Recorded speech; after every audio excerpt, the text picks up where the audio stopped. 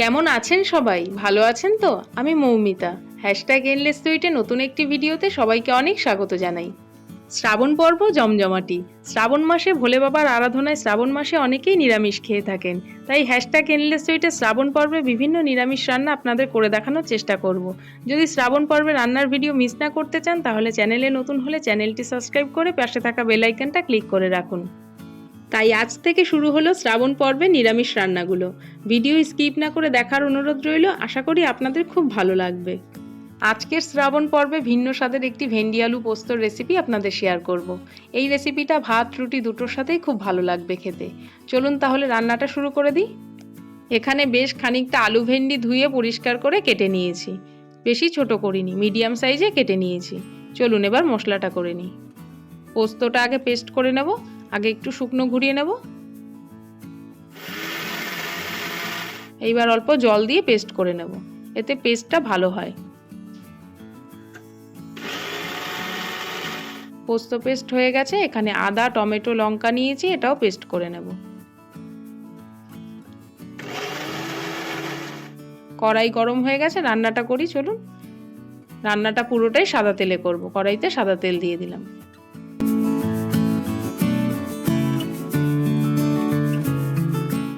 এবার আলু ভেন্ডিগুলোকে একটু হালকা করে ভেজে নেব। আগে ভেন্ডিগুলো ভেজে নিই, তারপরে আলুটা ভেজে নেব। বেশি কড়া ভাজবো না, অল্প হালকা করে ভেজে নেব। হয়ে গেছে দেখুন ভেন্ডিগুলো। এই পর্যায়ে তুলে নেব ভেন্ডিটা। ওই তেলেই আলুগুলোকে একটু হালকা লাল করে ভেজে নেব। দেখুন আলুটাও বেশ লাল হয়ে গেছে, আলুগুলোকেও তুলে নেব। ওই তেলের মধ্যে একটা শুকনো লঙ্কা ফোড়ন দিয়ে দিলাম, আর দিয়ে দেবো একটু পাঁচফোড়ন। ফোড়নটা দিয়ে একটু নাড়াচাড়া করে নিয়ে আদা টমেটো লঙ্কার যে পেস্টটা আছে সেটা দিয়ে দেব।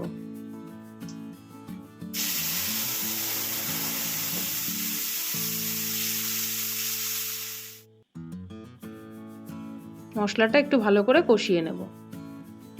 দিয়ে দেবো একটু স্বাদ অনুসার লবণ।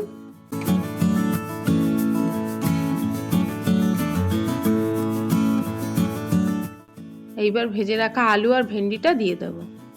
আলু ভেন্ডিটা দিয়ে একটু ভালো করে মশলার সাথে কষিয়ে নেব।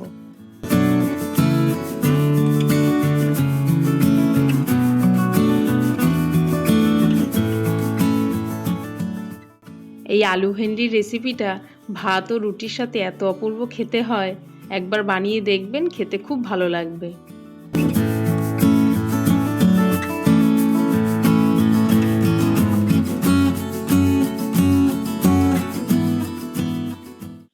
অল্প করে চিনি দিয়ে দেব। চিনিটা চাইলে নাও দিতে পারেন, আমি একটু নুন মিষ্টির ব্যালেন্সটা ঠিক রাখার জন্য চিনিটা দিলাম।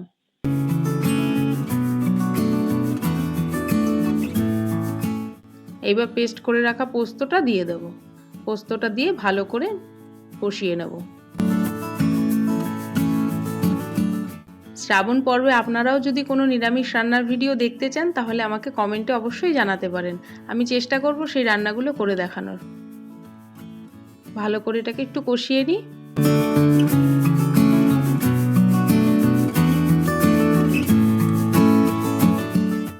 কষানোটা বেশ হয়ে গেছে। এইবার একটু জল দিয়ে দিলাম। জল দিয়ে সবজিটা একটু সিদ্ধ হতে দেব। হয়ে গেলে নামিয়ে নেব।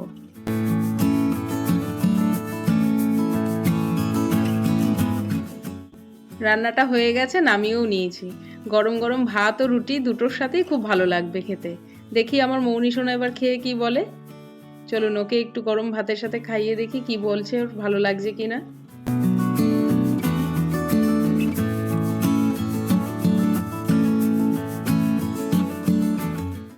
ভাবি, খেয়ে বলতে হবে কেমন হয়েছে।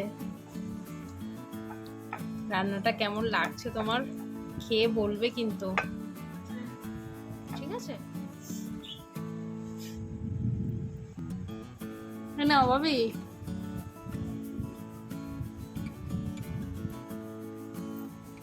কেমন লাগছে তোমার? খেয়ে বল। ভালো লাগছে। ভালো লাগছে?